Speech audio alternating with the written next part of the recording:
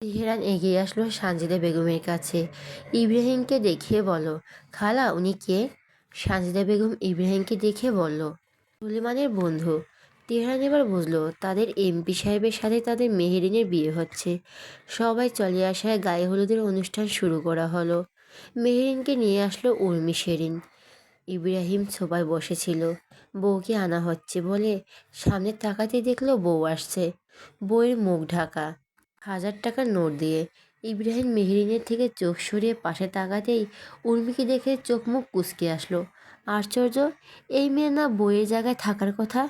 সে কি ভুল মেয়েকে সোলেমানের বউ ভেবেছিল তাহলে?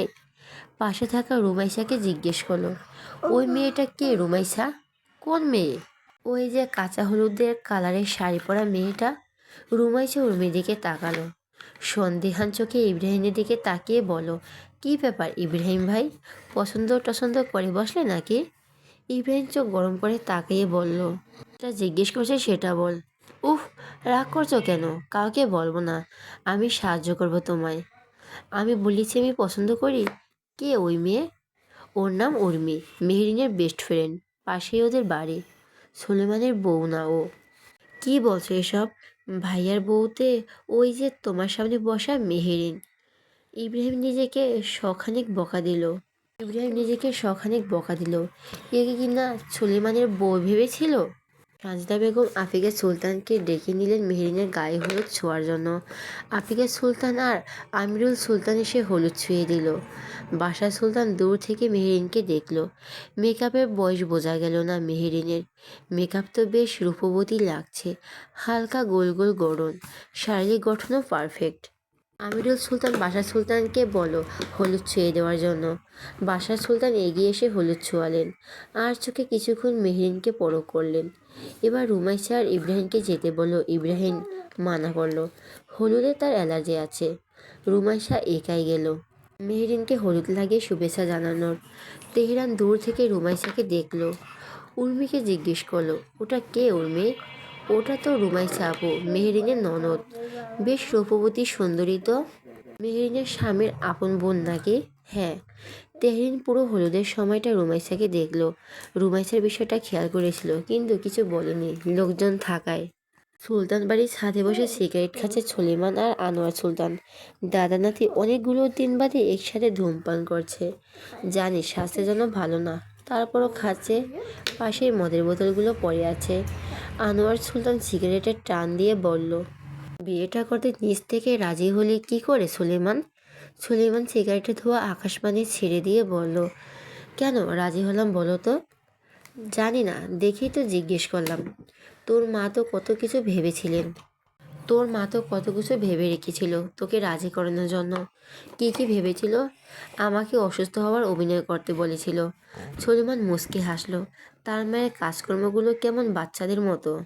মায়ের কাজের জন্য হেল্প হ্যান্ড আনার জন্য রাজি হয়েছি। তোমার টাইম টু টাইম ওষুধ দিবে সেই জন্য রাজি হয়েছি। রুমাসের সাথে গল্প করবে, ঘুরবে সেই জন্য রাজি হয়েছি। নিজের জন্য রাজি হোসনি? বোধ হয় না। বিয়েটা কিন্তু কোনো ছেলে খেলা নয়।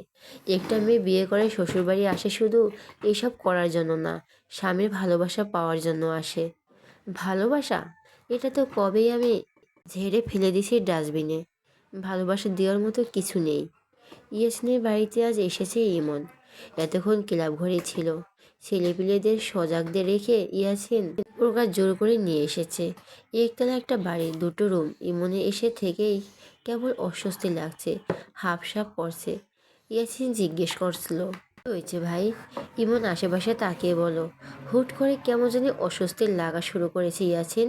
বুঝতে পারছি না হঠাৎ এমন কেন হচ্ছে। ডক্টরের কাছে যাইবেন? বলবে করোনা হয়েছে। করোনা না হলেও সুস্থ মানুষকে অসুস্থ বানিয়ে দেবে। ঠান্ডা পানি খাবেন? দাও। ইয়াসিন ঠান্ডা পানি দিল। ইমন খেলো। খানিকটা সময় চুপ করে বসে রইল। আকস্মিক এখন আবার বুকে চিনচিনি ব্যথা অনুভব হচ্ছে। ইমন বুক ডলে ইয়াসিনকে বলো, তার শরীরটা ভালো লাগছে না, বিশ্রাম নিবে। ইয়াসিন রুমে গিয়ে বিশ্রাম নিতে বলল ইমনকে। ইমন রুমে এসে শুয়ে পড়ল। এপাশ ওপাশ করতে লাগলো। হুট করে এমন কেন অস্বস্তি আর অসহায় মনে হচ্ছে? এমন তো হয়নি আগে। ইমন বালিশ চেপে ধরলো মুখের উপর। ঘুমানোর চেষ্টা করলো, না, ঘুম আসছে না। ইমন উঠে বসলো। কুনিতে এসে দাঁড়ালো। আকাশে আর চাঁদ নেই, আছে কালো মেঘ। ইমনের কেন জানি আজ দুটো জিনিস খুব মনে পড়েছে, এক মেহেরিন আর দুই গিটার। সকাল তখনও পুরোপুরি জেগে ওঠেনি। ঘরে জানালা দিয়ে একটুখানি মেঘলা আকাশের আলো এসে পড়েছে দেওয়ালে। অনেকটা শান্ত, কিন্তু ইমনের বুকের ভিতর অশান্তির ঝড়। ঠিক ভোরে দেখে ঘুম ভাঙল তার। চোখ খোলার সঙ্গে সঙ্গে শরীরটা যেন বিদ্রোহ করে উঠল। তাপমাত্রাটা যেন অস্বাভাবিক। কপাল ছুঁয়ে বুঝে গেল জ্বর। মাথা ভার ভার লাগছে, গলা শুকিয়ে কাঠ, শরীর ম্যাজম্যাজে। ইমন বিছানায় উঠে বসে ঘরের চারদিকে একবার তাকালো। সব কিছু আগের মতোই, তবু মনে হলো যেন কিছু নেই এখানে। এক নিঃশব্দ শূন্যতা চারপাশে। শরীর তার জ্বর। হুট করে আসা জ্বরের কারণ বুঝলো না ইমন। করোনা হলো নাকি আবার? অস্থিরতাও কমেনি। এ তো অস্থির কেন হলো গতকাল থেকে হৃদয়টা? মনে হচ্ছে কিছু হারাতে যাচ্ছে ইমন। কিন্তু কি হারাবে? সব হারিয়ে তো ইমন এখন গোছানোর পথে। ঢাকায় আসার পর 2 দিন জুম্মা নামাজ আদায় করেছিল ইমন। আজানের ধ্বনি কানে যেতেই বুকের ভিতর কেমন একটা আলতো আলো জ্বলে উঠল। বিছানার ক্লান্তি সত্ত্বেও উঠে দাঁড়ালো সে। ধীর পায়ে ওয়াশরুমে গিয়ে উজু করলো। ঠান্ডা পানির ছোঁয়ায় গা কেঁপে উঠল, তবুও শান্তি। জায়নামাজে দাঁড়িয়ে ফরজের নামাজের জন্য সিহদাত দিল। তখন মনটা একটু যেন হালকা লাগলো। তবে সবচেয়ে ভারী মুহূর্তটা এলো মোনাজাতে। নামাজ শেষে মোনাজাত দিতেই কেন জানি অঝোর ধারায় কান্না করে দিল ইমন। কেন জানে না, শুধু মোনাজাতেই বলল, হে খোদা, এত কষ্ট কেন হচ্ছে হুট করে? মনে হচ্ছে আমার সবচেয়ে প্রিয় কোনো জিনিস আমার থেকে দূরে সরে যাবে। আমার হৃদয়টাকে একটু প্রশান্তি বর্ষণ করো জীবনটা গোছানোর পথে। আমি যেটা ভাবছি সেটা যেন না হয়। করোনা কবলে যেন আমি না পড়ি। আমি ছাড়া আমার পরিবারের কেউ নেই। আমার সব ভালো করে দাও। আমার পরিবারের সবাই যেন ভালো থাকে, আর মেহেরিনও যেন ভালো থাকে। আমার ভালোবাসাকে ভালো রেখো। আর তো কটা দিন, তারপর নিজের করে নিব তাকে। ইমন মোনাজাত শেষ করে জায়নামাজে কিছুক্ষণ মাথা ঠেকিয়ে রইল। পাখির কিচিরমিচির শব্দ শুনে জায়নামাজ গুছিয়ে উঠে দাঁড়ালো। ইয়াসিনের পরিচিত কোনো ডক্টরকে দেখাতে হবে শরীরটা। করোনা হলে তো আরেক বিপদ। ইমন ঘর ছেড়ে বের হলো। ইয়াসিন ব্রাশ করছে। ইমনকে দেখে কুলি করে বলো, ভাই কিছু লাগবে নি আপনার? হ্যাঁ, তোমার পরিচিত কোনো ডক্টর আছে? হ্যাঁ আছে তো। কেন, কি হয়েছে আপনার? শরীরটা দেখাতাম, জ্বর আসছে। করোনা হলো নাকি আবার? ইয়েছিল লাভ দিয়ে দূরে সরে বলল, ভাই আগাইয়ের না আর। আপনার থেকে নইলে করোনা ভাইরাস আমার শরীরে চলে আসবে। আমি তো তাড়াতাড়ি মরতে চাই না, বিয়ে করে মরতে চাই। আমি শিওর না এখনও করোনার হয়েছে কি না। আচ্ছা আমি আগাবো না, ডক্টরের নাম্বারটা দাও, আমি টেস্ট করিয়ে আসি। নেন, 0195। ভালো মতো করাই নিন টেস্ট। আর ব্রেকফাস্ট করে নেন আগে। না থাক, বাইরে থেকে করব, তুমি খেয়ে নিও। ইমন নম্বরটা ফোনে তুলে ডক্টরকে ফোন করে তার অ্যাড্রেসটা জেনে চলে গেল। মুখে তার মাস্ক। রাস্তার পাশে থাকা স্টল থেকে একটা পাউরুটি কিনে চা দিয়ে খেলো। তারপর আবার হাঁটা শুরু করলো। ডক্টরের দেওয়া অ্যাড্রেস এসে সব ধরনের চেক আপ করলো। রিপোর্ট আসতে 2-1 দিন দেরি হবে। ইমন জিজ্ঞেস করলো, করোনা হওয়ার সম্ভাবনা নেই তো? রিপোর্ট দেখে বলতে পারবো। একটু সাবধানে চলাফেরা করবেন। মাস্ক, হ্যান্ড স্যানিটারি ইউজ করবেন ঘন ঘন। লোক সমাগমে এড়িয়ে চলবেন। হাসি কাশির সময় হাতের কুইন বা রুমাল ব্যবহার করবেন। ডাবের পানি খাবেন না বেশি বেশি। জি ডক্টর, রিপোর্ট নিতে আসবো কবে? আমি আপনাকে ফোন করে জানাবো। জি আসছি তাহলে। ইমন বেরিয়ে আসলো হসপিটাল থেকে। এখন বাজে বেলা 10:30। ইয়াসিন ফোন দিয়ে জিজ্ঞেস করলো, ইমন ভাই কী বলো ডক্টর? রিপোর্ট দেয়নি? এমনি কিছু বলেনি। না, করোনা হলে ভাই একটু দূরে দূরে থাকেন সবার থেকে। জানেনই তো ছোঁয়াচে রোগ এটা। আমার মাথাতেই আসে সেই চিন্তা করো না। আপনার বরং রিপোর্ট না আসা অবধি আর বাইরে থাকতে হবে না, ঘরেই থাকুন। ইমন ছোট্ট করে হুঁ বলে কেটে দিল ফোন। করোনা রোগটা হলে কেমন সবাই দূর দূর করে, তাই না? ইমন তপ্ত শ্বাস ফেলে ইব্রাহিমের বাড়িতে থাকা বাগান ঘরে চলে আসলো। ইমন মূলত ওখানেই থাকতো ইব্রাহিমের ড্রাইভার হওয়ার পর থেকে। টেবিলের উপর থেকে পানির বোতল নিয়ে ঢক ঢক করে পানিটা খেয়ে নিল। পকেট থেকে ফোন বের করে মাকে কল দিল। মায়ের সাথে কথা বলতে ইচ্ছে করছে খুব। এই ঢাকা শহরে ইমনের একমাত্র ভালো লাগে না সবার ভেতরে নিজেকে একা একা মনে হয় অন্য গ্রহের প্রাণী সে। ইতি বেগম মেয়ের সাজ দেখছিল। উর্মি বাজার থেকে কিনে আনা গাউনটা পরে সাজতেছে, শর্টকাট ছাড়িয়েছে যাওয়া চুলগুলো কি করবে ভেবে পাচ্ছে না। মাঝখানে সেটি করবে নাকি ক্লিপ দিয়ে আটকাবে। ইতি বেগম সেটা বুঝে বলো, ক্লিপ দিয়ে আটকে ছেড়ে দিয়ে সুন্দর লাগবে। উর্মি মায়ের কথা মতো তাই করলো। পাশে ফোন বেজে ওঠা ইতি বেগম চেয়ে দেখলো তার ছেলে ফোন করেছে। ইতি বেগমের মুখে হাসি ফুটলো। ফোন রিসিভ করতে ওপাশ থেকে ইমনের সালাম ভেসে আসলো। ইতি বেগমের মনটা প্রশান্তিতে ভরে গেল ছেলের গলা শুনে। ইতি বেগম সালামের জবাব দিয়ে বলো, কেমন আছিস বাপ? ইমন বিশ্বন্ন স্বরে বলো, আলহামদুলিল্লাহ ভালো আছি মা। তোমরা? আগের তুলনায় ভালো থাকি এখন বাপ। বাড়ি আইবি কবে? ঈদে যদি পারি তাহলে যাব মা। গলা স্বর এমন শোনাচ্ছে কেন ইমন? শরীর ভালো আছে? ইমনের মন আরও খারাপ হয়ে গেল। তার মা কেন বুঝে ফেলল? হ্যাঁ মা, ভালো আছে শরীর। উর্মি কি করে? উর্মি রেডি হচ্ছে। রেডি হচ্ছে কেন? কোথাও যাচ্ছে নাকি? হ্যাঁ। কোথায়? ওই তো মেয়ে। কী হলো মা, তাড়াতাড়ি রেডি হও, বর তো চলে আসবে। উর্মির ডাক শুনে ইতি বেগম পুরো কথাটা শেষ করতে পারল না। ইমন বাপ, সাবধানে থাকিস, তুই ছাড়া আমাদের কেউ নেই। বেশি কষ্ট হলে থাকিস না, চলে আসিস বাড়ি। ইমন স্মিথ হাসলো। চিন্তা করো না, আমার কষ্ট হচ্ছে না। রাখছি তাহলে। আল্লাহ হাফেজ। ইতি বেগম ফোন কেটে রেডি হলেন। মেহেরিনকে আজ লাল টুকটুকে বেনারসিতে সাজানো হয়েছে। হাতে গলায় সুলতান বাড়ির দেওয়া গহনা গুলো, চোখ মুখে হালকা প্রসাদানি ব্যবহার করা হয়েছে। দরজার পাশে দাঁড়িয়ে দেখলো মোতালেব ভূঁইয়া মেয়েটাকে। মেয়েটা তার বাড়ি ছেড়ে আজ চলে যাবে অন্যের বাড়ি। বাড়িটা দুই মেয়েবিহীন ফাঁকা। চোখ তার জলে টইটুম্বুর করলো। মেহরিন পেছন ফিরতে বাবাকে দেখে এগিয়ে আসলো। পাশ থেকে সেরিন বলল, কেমন লাগছে তোমার মেয়েকে বাবা? মোতালেব ভুঁইয়া হেসে বলল, পরীর মতো লাগছে আমার মাটাকে। সুলতান ভিলায় নিজের রুমে আয়নার সামনে দাঁড়িয়ে আছে সুলেমান। নিজেকে দেখছে আয়নায়। সে কোনো বিয়ের শেরওয়ানি পরেনি, পরেছে সাধারণ একটা সিম্পল সাদা পাঞ্জাবি। আজ তার বিয়ে। অন্য এক মেয়েকে সে জীবনে জড়াতে যাচ্ছে। এই জীবনের ভবিষ্যৎ কি সুলেমান জানে না, জানাতেও চায় না। নিজেকে শেষবার দেখলো আয়নায়। চুলগুলো ঠিক করে নিজের প্রতিবিম্বের দিকে তাকিয়ে বলো, কংগ্রাচুলেশন নওরাজ সুলেমান সুলতান, নিজের সাথে সাথে অন্য একজনেরও জীবনটা নষ্ট করার জন্য। বাড়ির বাইরে গাড়িতে বসে আছে সকলে, অপেক্ষা করছে সুলেমানের জন্য। আফিকা সুলতান বিরক্ত হলো। 1:30 প্রায় বেজে গেছে, এই ছেলে এত সময় কেন নিচ্ছে? এখন বলো আসছি, আর আসার নাম নেই। গাড়ি থেকে নামার জন্য উদ্যত হতেই সুলেমান বেরিয়ে আসলো বাড়ি থেকে। দেখে বোঝার উপায় নেই সুলেমানের বর। সে বিয়ে করতে যাচ্ছে। মনে হচ্ছে সবাই যাচ্ছে। গাড়িতে উঠে বসলো সুলেমান। আফিকা বেগম বলল, এত দেরি করলি কেন? দেরি হয়নি বেশি, বিয়ে করার নাম করে গলায় কষি বেঁধে মরতে যাচ্ছি, তার জন্য একটু সময় নিয়ে নিজেকে মানালাম। এসব কোন ধরনের কথা? আমার কথার ধরন এমনই। আফিকা বেগম কথা আর বাড়ালেন না। গাড়ি চলতে শুরু করলো। উর্মি এসে থেকে মেহরিনকে দেখে যাচ্ছে খুঁটিয়ে খুঁটিয়ে। মেহরিন লজ্জা পাচ্ছে। উর্মির মাথায় গাঁটটা মেরে বলো, কি হয়েছে, কি দেখছে সেভাবে? উর্মি মেহরিনকে জড়িয়ে ধরে বলো, কত সুন্দর লাগছে তোকে জানিস? তোকে তো কম সুন্দর লাগছে না। তোর থেকে কমই লাগছে সুন্দর। জানিস আমি না একটা ভুল করেছিলাম। কি? যাকে তোর স্বামী ভেবেছিলাম সে তোর স্বামী ছিল না। মানে? মানে ভুল লোককে ভেবেছিলাম তোর স্বামী। যাকে ভেবেছিলাম তোর স্বামী সে ভীষণ সুন্দর রে। প্রথম দেখাতে কিছু ভেবে বসেছিলাম। মেহেরিন হাসলো।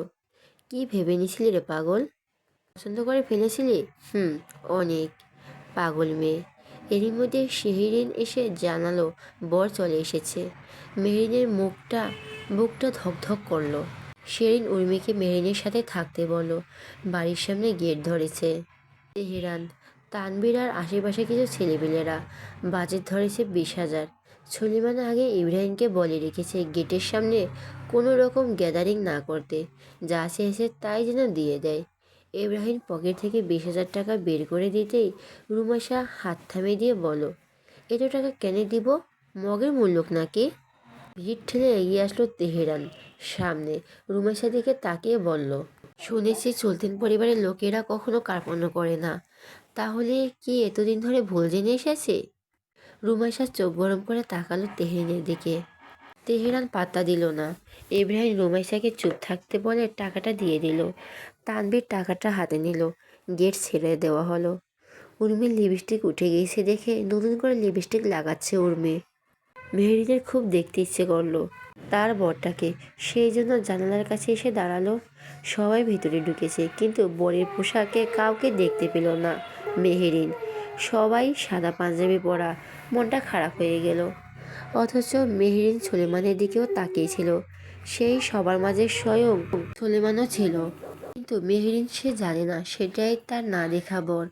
মন খারাপ করে চলে আসলো জানালা থেকে। সুলেমানকে বসানো হয়েছে নিচতলার একটা ফাঁকা ঘরে, যেটা বরের বসানোর জন্য সাজানো হয়েছে। আমিরুল সুলতান কথা বলছে মোতালেব ভুইয়ার সাথে। আফিকা সুলতান রুমাইসাকে নিয়ে মেহেরিনকে দেখতে আসলো। আফিকা বেগম প্রশংসা করলো মেহেরিনের সাজে। মেহেরিন লজ্জায় গুটিয়ে গেল। রুমাইসা কয়েকটা ছবি তুলে নিল মেহেরিনের সাথে নিজে। ইব্রাহিম বাড়ির আশপাশটা দেখছিল। সুলেমানের পাশে তার দাদা চাচা আছেন। ইব্রাহিম বেলি ফুলের গাছের কাছে এসে দাঁড়ালো। পকেট থেকে ফোনটা বের করে ইয়াসিনকে ফোন লাগালো। ইয়াসিনের ফোন বাজছে, কিন্তু রিসিভ হচ্ছে না। 10-12 বার ট্রাই করলো, রিসিভ হলো না। আশ্চর্য, ছেলেটা ফোন কেন রিসিভ করছে না? ইব্রাহিম ইমনকে কল লাগালো। দুপুরের পর ইমনের শরীর আরও খারাপের দিকে গিয়েছিল।